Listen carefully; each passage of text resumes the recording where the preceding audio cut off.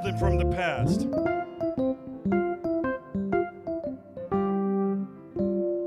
What time is it? About 11:33 or 4?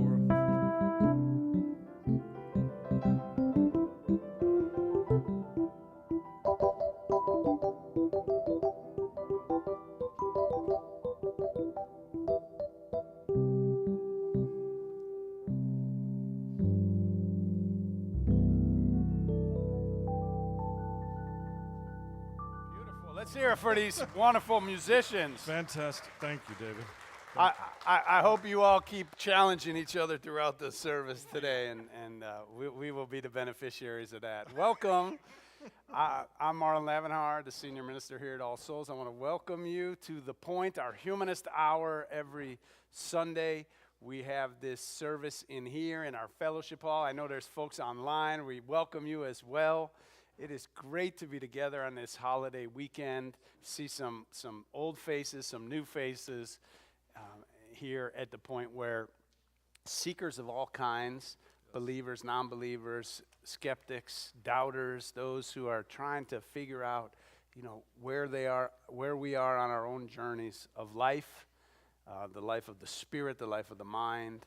It is great, great, great to be together. I'd like to invite you to join me in saying the words of All Souls Covenant, which are printed here in the program. As you know, Covenant is our theme this month, and Covenant is what brings us together here at All Souls, because whereas many churches, synagogues, religious institutions, they're brought together by a belief, a creed, or a doctrine or a dogma that everybody believes the same. Here, we don't have the same beliefs, so we're brought together by a promise, a covenant. It's a promise that we make to each other here in this community, and I'd invite you to say these words with me. Love is the spirit of this church, and service is its law. This is our great covenant, to dwell together in peace, to seek the truth in love, and to help one another. Welcome to All Souls, where we love beyond belief. And I'm going to light our chalice this morning. And I'm going to light the chalice with thinking about these words that we say as we begin our covenant each week. Love is the spirit of this church, and service is its law. I just love that concept, that love is the spirit of this place. So we light this flame as a symbol of the spirit of this place, which is love, which we enact through service, which is love with legs, love with hands and legs. So welcome.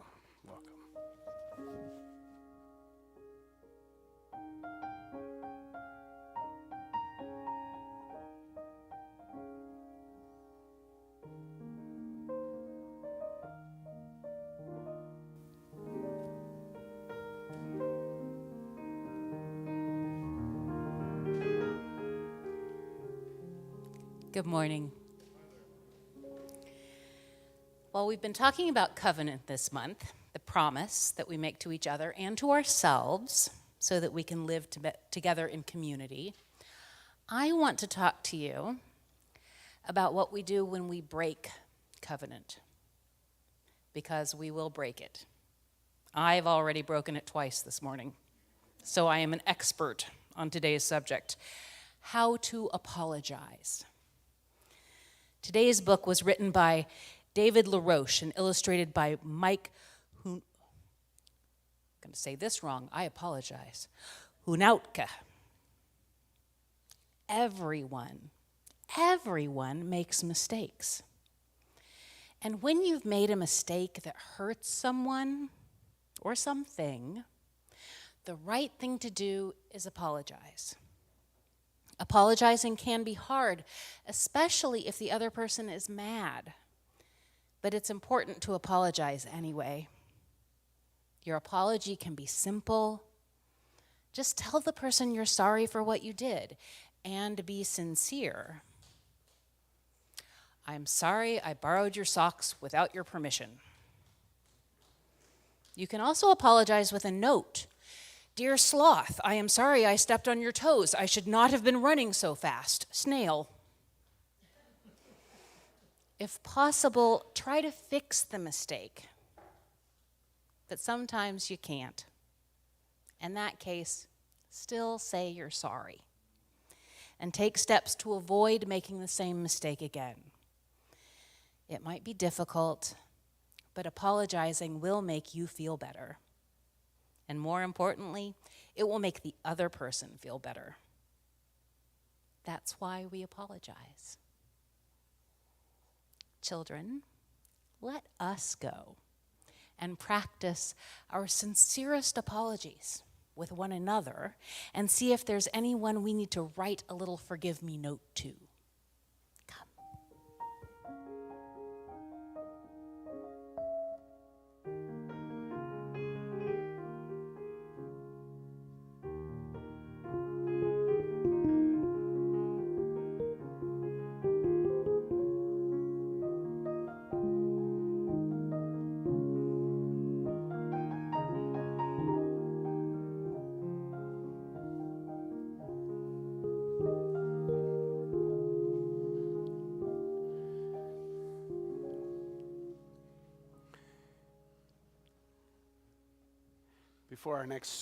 Before our next song, I'd like us to take a moment together in silence. One of the things I realize we have a deficit often in our world today is just silence. There's always seems to be earbuds in and music and sounds everywhere. And of course, silence isn't necessarily the absence of sound as much as it is just a quality of stopping talking and reflecting and being present. So I want to invite us. There's something even more powerful about doing that in community with other people, to be silent together. And so I invite us now to join in a moment of silent reflection, to bring to mind whatever comes to mind, to bring to your heart whoever or whatever comes in the silence.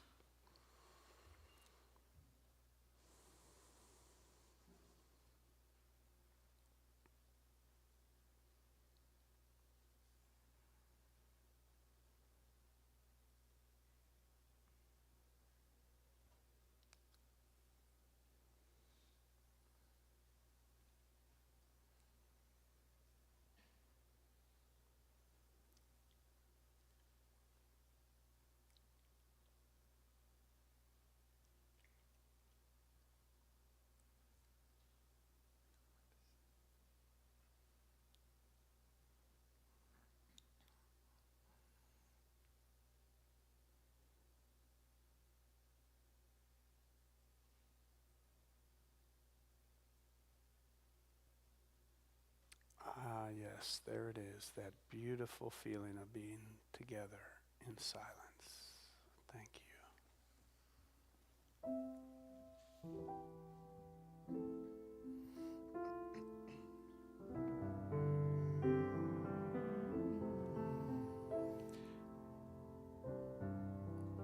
When we were thinking about this song called Thankful, yesterday I just am being honest with you, I had second thoughts about it because with everything that has been going on, I just was wondering how it would land. I love the song, but so I talked to my colleague, my dear colleague here, and he said, it needs to be sung. The words especially, it's up to us to be the change. And so thank you, David, for that time and that counsel.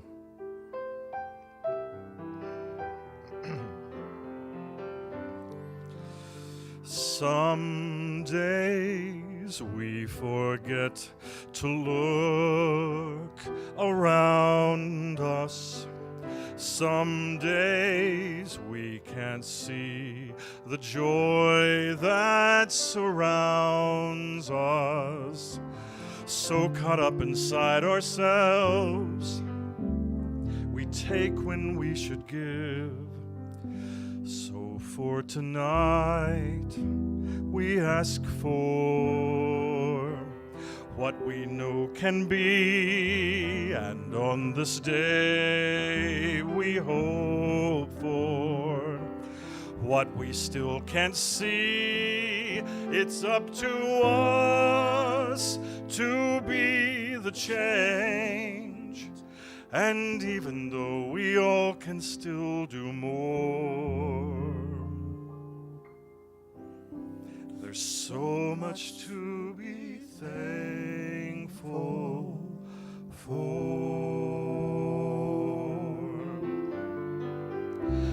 Look beyond ourselves, there's so much sorrow. It's way too late to say I'll cry tomorrow. Each of us must find our truth. It's so long overdue. So for tonight, we ask for what we know can be, and on this day, we hope for what we still can't see. It's up to us to be the change, and even though we all can still do more, there's so much to be thankful for. Even with our differences, there is a place we're all connected. Each of us can find each other's light.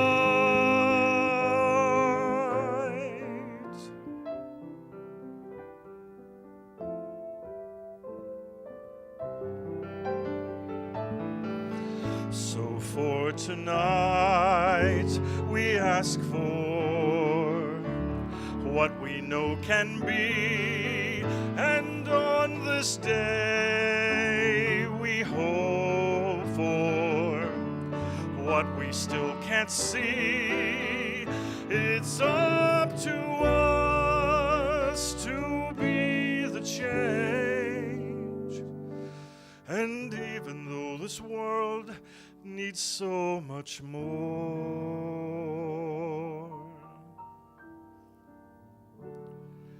there's so much to be thankful for.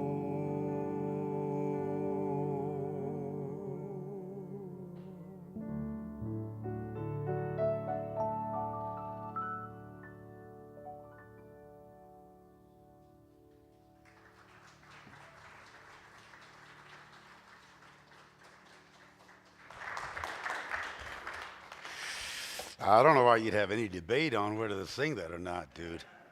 Excuse me, let me take my shirt off so you can see my bright orange sweater. That's a pumpkin. It's made out of pumpkin, like pies. I love this service because it's more laid back, and I actually get to sit down, though I don't usually stay down long. You get kind of energized talking. Shannon talked earlier about apologies. It's a good word because most of us live semi-apologetic lives. There's this, we come here apologizing for what we think is not good or best about us. We do it subconsciously or unconsciously. I'm titling my talk, since the theme of the month is covenant, agreeing to disagree, and how we all wrestle with that, sometimes consciously, sometimes unconsciously, because we want to get along. And I don't like being as apologetic, and I learned when I turned 40 that was, in biblical numerology, that's the age of probation, the number of probation. You have 40 years of wandering and wondering, really quite a bit longer than that, to be honest with you. But when I turned 40, I started being less apologetic for who I am or who I'm not. Not altogether, but I wrestle with this whole idea of apologetics. As a little black boy growing up in Southern California, we didn't have the Deep South mentality, but we we were apologetic all the time for just being black or imposing or intruding or being presumably unlikable. You're taught from childhood that a whole group of people don't like you, and you've heard of the Tillman story that's out right now. I didn't realize that I was apologetic, and I don't know when I stopped being that. And probably you are too in various ways of your life. What is it about us that causes shame or guilt or a sense of inadequacy? To agree is to have the same opinion about something. To concur. To either please or appease a presumed anger. Most of us wrestle with anger, and when I realized the theme this month was covenant, I thought first, with whom do I have covenant? Usually in a religious sense, you're always talking about the covenant with God. But I've been in this all my life, and I'm now reconsidering what covenant have I made with me? Do I like me? Or do I agree with me? Or in what ways do I agree or disagree with me? And I want you to think that. I'm suggesting that you think today how to put this thing on. It ain't working. In what ways do you agree or not agree with you? We've just come from the Thanksgiving holiday. Most of us are with family members, many of whom agree or disagree with us on whatever subject. Most people don't talk about politics or religion anymore, anywhere, because they're very, very sensitive subjects. But right now, there's such a diverse opinions across this country. We've never seen such polarity. And it's uncomfortable just to be, because you're always apologizing for your opinions or defending them or offending somebody with them. So shall I not speak it? And if I don't offend you, is it because I want you to like me? And usually we say, I don't care what you think. And the one who says that means the exact opposite. I actually do care what you think, and I wish you'd change your thinking. But if you don't, let's hang together anyway. You're dealing with family members. Many people don't feel like their parents liked them as much as another one. Every once in a while, you come along when the kid knows they're the favorite. But a lot of times the children among themselves disagree. Who is mama's favorite? People thought I've never been my parents' favorite. Towards the end of life, because we lived here and my other siblings live in other parts of this, but I was never the favorite coming up. I favored them and was always trying to obey, trying to get them to like me. Do you know how much time we spend trying to get our parents to like us? Not love us. It's rarely a question of love. Trying to get them to like us. Most of us don't try to get our siblings to love us. Love is sort of natural. It just happens. But we don't feel liked. So we always feel either disagreed with or disagreeable. Part of the covenant you make with yourself is to accept the fact that there's some things about you that are disagreeable. And it's okay. And to not necessarily apologize about the part of me that you don't like. And I'm sure there is a part that you don't like.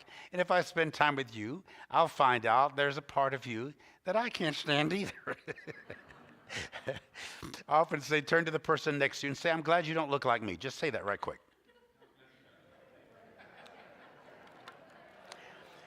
And of course, while you're on the subject, you say, I'm sort of glad I don't look like you. Because variety or diversity is the spice, the flavoring, the herbal accoutrement of life. We like variety. That doesn't mean you like the onion by itself or the garlic by itself. We're not a melting pot, we're a stew in America. So many people want us to be a melting pot. If somebody comes to me and says, you know, Carlton, I never see your color. And I say, well, what would happen if you did? Would that make a difference in how you appreciate me as a human being? We don't even think about that. I don't. As far as somebody said to me years ago, and they didn't mean to be offensive at all. As far as I'm concerned, you're just like any other white person. And when they got up, no, I'm kidding. They meant totally no harm at all. But we generalize and categorize even ourselves. How can I please you or appease you, assuming that if I don't please you, you're going to be angry. Religion itself is always the religion I was raised in was always trying to please a difficult God or appease a presumed angry one who is making a list, checking a toy, is going to find out who's not or not. So the psychosis behind all that has created a planet of people who are mentally ill, struggling to please or appease something that doesn't possibly even exist except in your imaginative thoughts. We presume we're not liked, because we're never taught that we're liked, even by our parents. You know, I love you so much, darling. And if you're good, and if you're bad, because the love does come with conditions, that doesn't mean that if you're bad, I stop loving you, but if you're bad, I stop liking you, go sit in the corner. If you're good, I'll give you a candy bar. If you're not, I'm going to take your toys away. So we're always wrestling with trying to be good so somebody can like us. And it has caused a lot of difficulty in relationships. I don't care what you think. Who doesn't care what somebody thinks? You're saying, I don't want you to think I care what you think, because I don't like the fact that you don't like me. How dare you not like me? As wonderful as I am. When somebody says something offensive to you, what may cause the reaction, if not the response alone, is that you agree with some of what they said. And you wish they didn't notice it, or they wouldn't make note of. To ignore doesn't mean to not know, it means to not notice. The Greek word for knowledge is gnosis. Ignosis, prognosis, diagnosis. What don't you know about yourself? And what is it that you know about yourself that you don't believe? And what is it that you believe about yourself that you don't know? Covenant is solemn. It can be kind of clumsy. It's a little sullen. It's engaging. It's obligatory. It means I'm going to agree to disagree or not agree. And it's okay to have a different opinion. It is okay not to agree. To some, this is a bright, attractive orange sweater. To others, it's a distraction. It's too bright. It looks like it runs by batteries. It's not necessary. And to others, well, so what if I just wore black, which is what I am from the beginning anyway. Is black's not so much a color as it is an experience, the way I've lived my life. But does it matter that I like the sweater or that I like that you like it? Look at the sweater you're wearing. No, nobody really likes that sweater that you're wearing. No, I'm kidding. You all looked at it and thought, oh my God. You know why you wore it? First of all, you like it, and you presumed I might. I'm not sure you would wear it if you presumed that most of us wouldn't like it, even though you do. How often does someone else's opinion affect your covenant? Or would you say, I don't have anything to wear? I'm just not going down there. They're paying attention to my clothes. I wish they wouldn't pay attention to my clothes. Who cares what I wear? You care what you wear. More than anybody. You nitpick at your hair, your nose, your earlobes, your teeth, your lips, your hips. You're either too tall, you're too short, you're too skinny, you're too fluffy. Whatever works. But the question is, to what extent have you entered covenant with yourself, your soul, your psyche? Because if you don't like you, others will have more difficulty liking you. The last several years of my life, particularly the last 20 years, I think, I've been thinking more about trying to like me, because I wasn't taught to do that. Religion teaches you that you're filth and you should crucify yourself, and the flesh is bad and you're on your way to hell, and that whole thing. Do you realize there's at least 2 billion people that have that mental set, that they are not good enough or God enough, that they need to be fixed, saved from God by God, protected from God by Jesus? That's the religion I was raised in. And I never really liked this idea of being apologetic. And so the older I get, it's not arrogance, it's confident. You're either independent or codependent or interdependent. And we might be all of that. I like to be dependent or independent. But I'm not married anymore, but I was married I would have been married 30 years. I still love my wife. I don't feel an ounce of hostility. Did I get my feelings hurt? If you stick together, you agree to disagree. My parents were married 68 years. And I've told you before, Daddy was saying, yes, son, 68 years and I'm still doing time. Because they agreed to disagree for 68 years. People who last that long should get Nobel Peace Prizes. Not if you last 50 years, but if you last 15 years. Because the number one cause of divorce is marriage.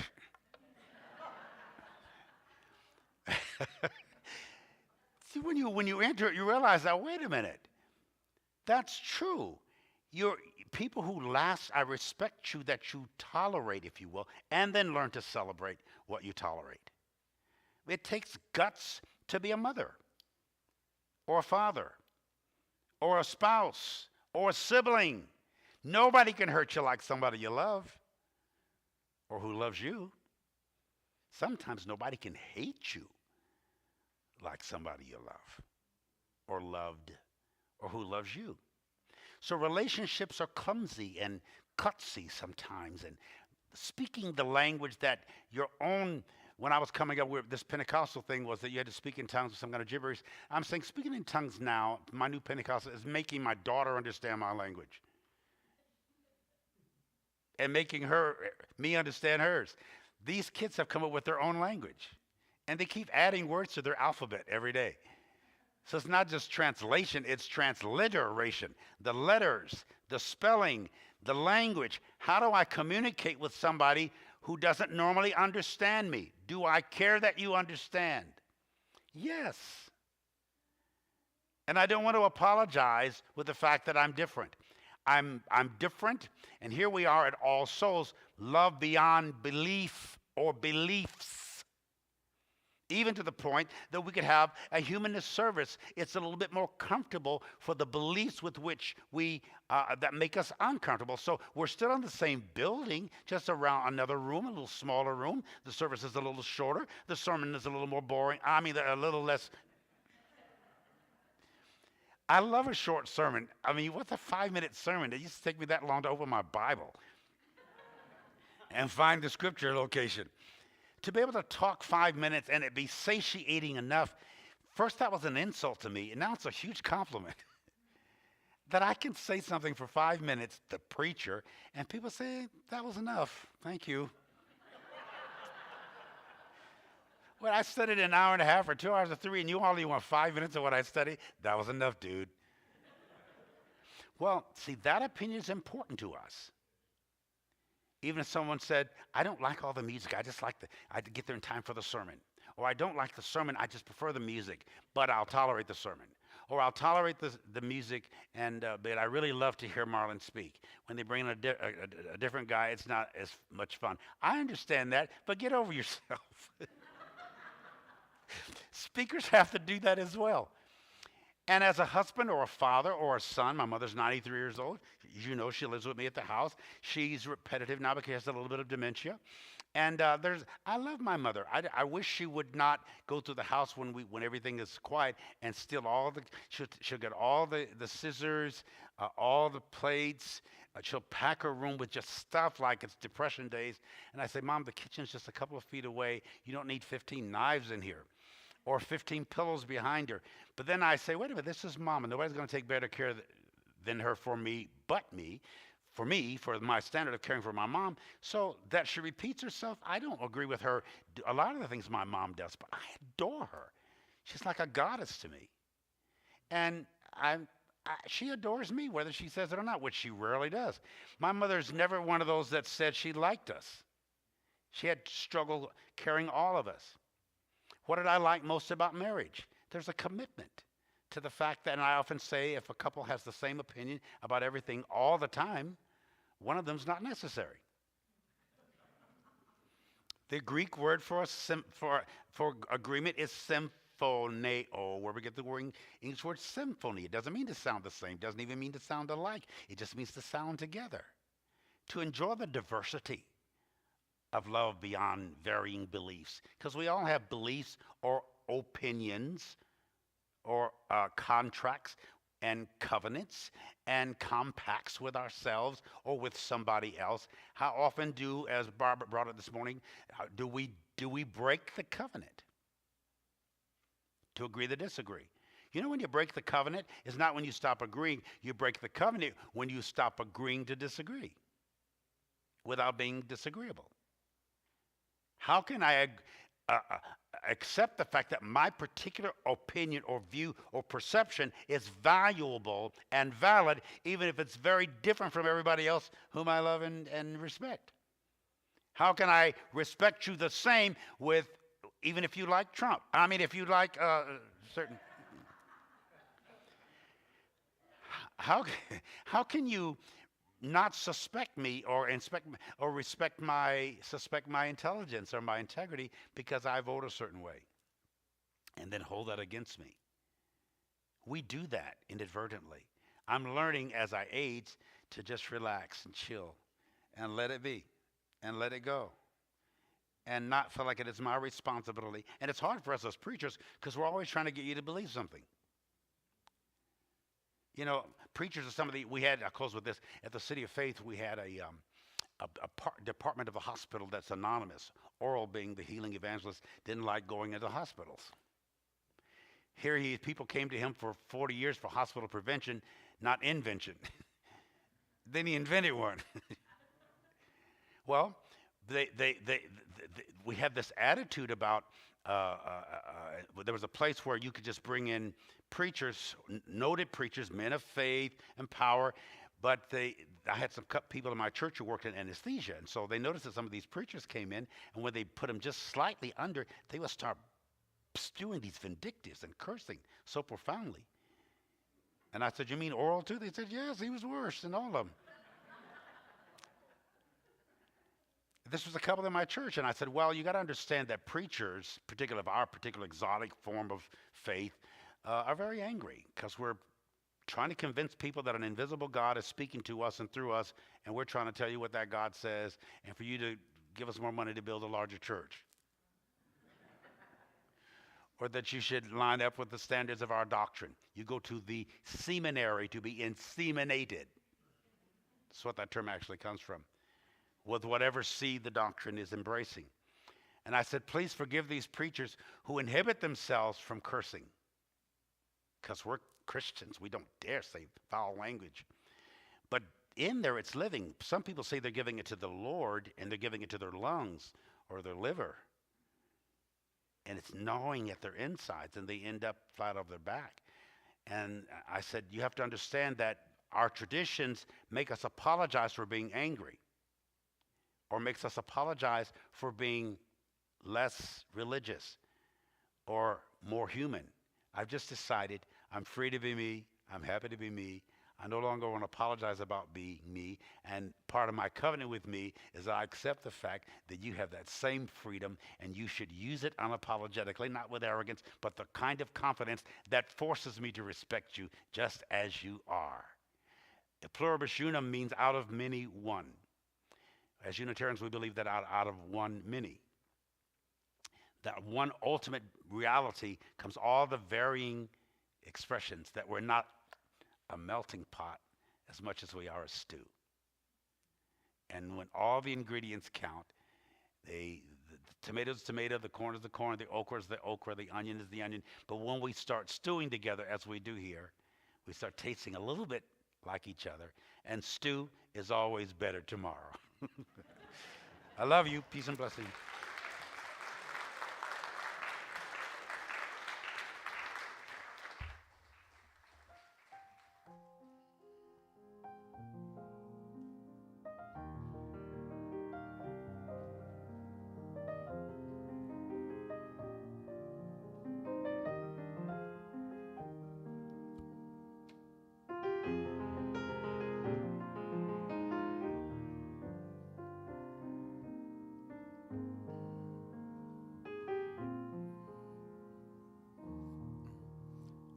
Song by Libby Roderick goes like this. How could anyone ever tell you you were anything less than beautiful. How could anyone ever tell you you were less than whole? How could anyone fail to notice that your loving is a miracle? How deeply you're connected to my soul.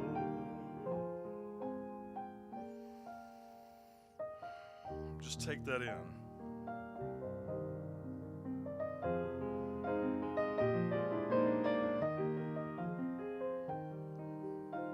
How could anyone fail to notice that your loving is a miracle? How deeply you're connected to my soul.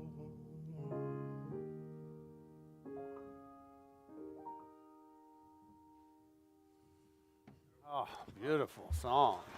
Thank you. Thank you. You know, and I could have missed that your loving is a miracle. You know, before we were from different worlds and different ways of believing, and, you know, I'd see you on TV and all that stuff that you would do. I didn't know that you were this warm-hearted, caring, thoughtful, loving man who loves his family, and it's just great. And I know you thought even worse things about me, so, you know. So it is great to all be together and to realize. And I think it gives me hope for just our world, that there's just so much polarization right now, and people believe differently about different things and politics, and they're just, but just knowing the journey that we've taken gives me hope that others in our country and our world can also take a similar journey of seeing beyond their differences and recognizing the true humanity that's within all of us. In just a moment, we're going to receive a little offering. I know the kids are coming back in. It's great to see them coming back. And the offering's going to go to the Lindsay House, which is here in Tulsa. It serves women with children who are situationally homeless. And they don't just give them a handout, but they actually give them some training in finances and help direct them to resources to help make sure that these children and these mothers are well taken care of. So I hope you'll give generously in a moment when the offering plate comes around. I do want to highlight a couple of announcements. They should be in the back of your program, so I won't go into a lot of detail, but please know that next week on the December 4th, I will be at 1 o'clock following this service. I will be offering a program on the spirituality of grief. I've been through some pretty intense grief in my life, and I've walked with so many people through grief over the last 25 years in this church, or 23 years in this church, and I want to share that. I know a lot of people are going through difficult times. They've lost loved ones. We're still dealing with grief from years ago. It's a topic very near and dear to my heart, and I'd love to be able to share that with you or anybody you know who might be going through a difficult time or dealing with loss or grief. Invite them. 1 o'clock next Sunday, and then at 4 o'clock next Sunday, we're going to be having in here our tree trimming party where we trim our Christmas tree and we decorate the church and we sing carols and the little kids come in and sing carols. We make ornaments and it's super fun. So bring your kids, your grandkids, anybody, and join us at 4 o'clock next Sunday. I think on Saturday, if you want to help set up for that, there's going to be childcare. So if you're a parent with kids and you want to just have some adult time next Saturday and help us set up, that'd be great too. That's 10 to noon. And then 2 weeks from now on the 11th, we'll have our congregational meeting at 1 o'clock where we'll vote on our budget for 2023 and do some other business of the congregation. And then our choir concert at 4 o'clock that day. So all of our choirs, not just choir, all of our choirs singing holiday songs. It's going to be a lovely time. We haven't been able to have a choir concert for a number of years. We did it online during COVID, but to actually do that. So I hope you'll be here in a couple weeks. And just lastly, as they get those collection plates together, I just want to say that when we vote on the budget in 2 weeks, we're hoping that all the pledges are in from our members. If you're a member of All Souls, if you haven't had a chance to let us know what you believe you'll be able to do in 2023, we hope you'll fill out one of those cards. There's some in the back or out on the table out there. You could do it online. But one thing about being a church that has humanists and others, and so many different beliefs and doubts is that we don't have faith that we just set the budget wherever we want it and the money will come. We actually like to know how much money will we have, and then we'll make sure we set a budget that can make all this happen. So we appreciate your help in doing that. Let us now receive our offering for the Lindsay House.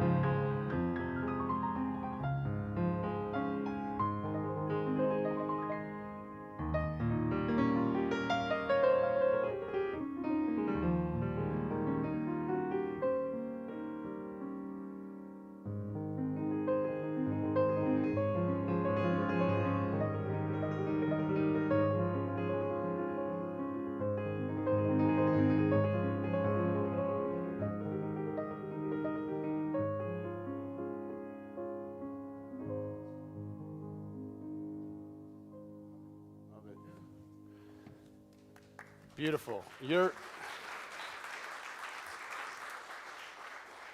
loving is a miracle. Your music is a miracle. We love you. You're beautiful.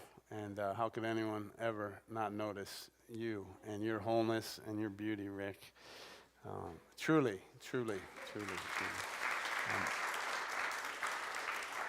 Hey, we have some refreshments in the Alliance room, right? We'll open those doors. There's a bookstore in there. If you are still looking for something to read or a gift for somebody, please check out the bookstore.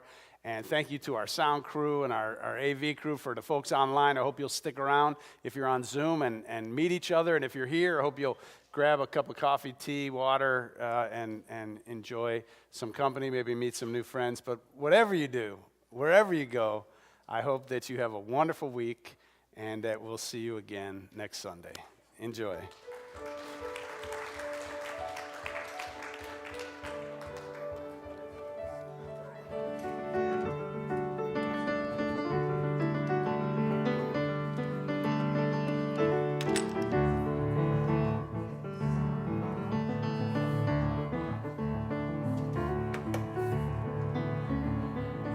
Hey, good to see you. Thank you, you too.